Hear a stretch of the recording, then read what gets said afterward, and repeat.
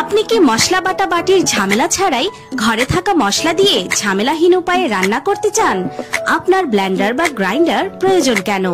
সুস্বাদু রান্নার অত্যাবশ্যকীয় উপকরণ মশলা পিষতে জুড়ি নেই ব্লেন্ডার বা গ্রাইন্ডারের। পেঁয়াজ, আদা, রসুন সহ সকল প্রকার মশলা ব্লেন্ড করুন নিমেষেই। কালো জিরা, জিরা, গোলমরিচ, দারচিনি সহ যে কোনো ধরনের ডাল, যে কোনো ধরনের শক্ত উপকরণ গুঁড়া বা পাউডার করুন মাত্র 1 মিনিটের মধ্যে।